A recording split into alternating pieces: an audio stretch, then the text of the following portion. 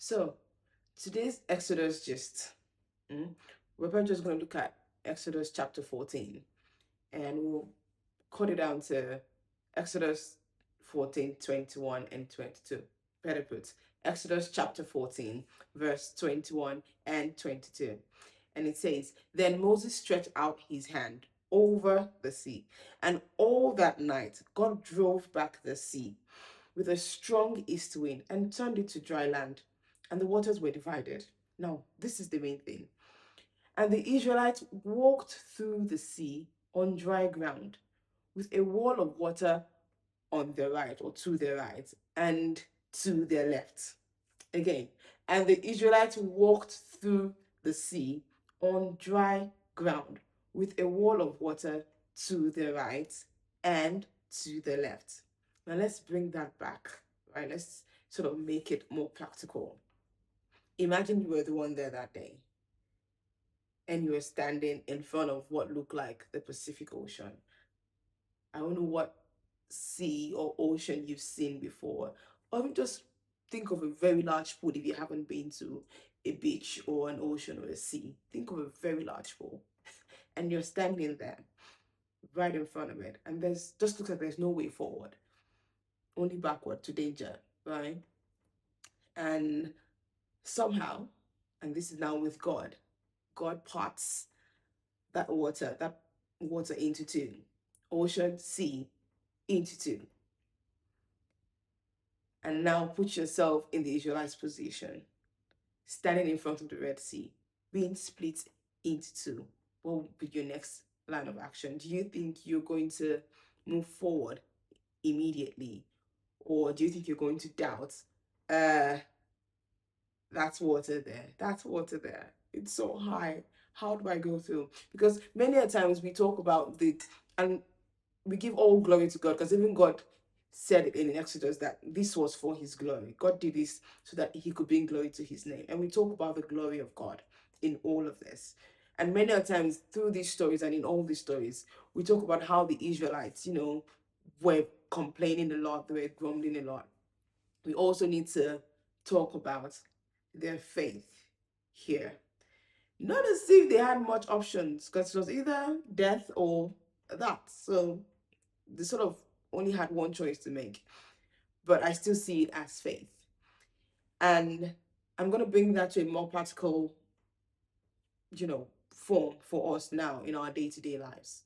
Because when we step out and we're walking through that sea that God has parted for us, we see one challenge, which is like our own now wall of water to our right, and then we see another wall of water to our left. So we see one challenge here, one challenge there, perhaps another one to the front, another one at whatever side it is. And we start to doubt, we start to doubt, we start to doubt. But God has said to walk through that Red Sea. He has parted that Red Sea. So God has said he's made a way, and he's given us the grace, and he's given us the goal to walk through and walk on the path that he has made for us. It's left to us to have the faith in him to walk. Walk. Because yes, the Israelites grumbled a lot, and gosh, I still have many questions for those that survived, because they kept on grumbling, and God would have mercy on them and do something good for them, and then they'll grumble, and then he will come through for them again, and they'll complain.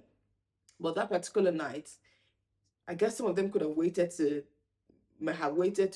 die, but they had faith. All of them had faith. Yes, they didn't have much of a choice, but still, they had faith. And bringing that again back to our day to day lives, back to reality, when we see challenges, wall of water to our right, wall of water to our left, challenges to the right, challenges to the left, every day, we should still keep our focus on God. We should still keep our focus on the path that God has made for us and the way that he's created. Because when God makes a way for you, he's the one who made the way. No man can stop that. No man can stop you on that path. Because when the waters were split, after the waters were split, I did say we're going to keep it to 21 and 22, but just a little bit add on. After the waters were split, right? The only way the waters came back together was God still telling Moses, "Why are you crying out to me?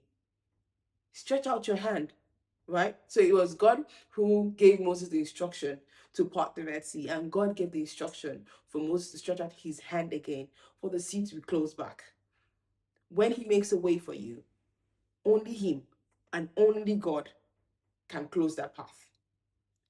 The only thing that could stop you is you. The only thing that could stop you is your lack of faith. So when he says go, when he says I've made a way, when he opens the door, what do you do? Do you go through the door? Do you go through the door with faith? Do you go through the door with faith and keeping your focus on God? Or do you just wait to see what happens? Or do you go through? Okay, I'll try to go through. I'll try to go through. Go through. Go through with confidence. Go through with faith. Go through with boldness. Because God made that way. And He's there through it all. And only Him can shut it. And when He's made the way, everything that goes on in that path, everything that goes on that path, everything that goes on where He sent you, He takes care of it. So toss the fear aside, throw the doubt out the window, have faith, trust God, believe, and just go. God bless you.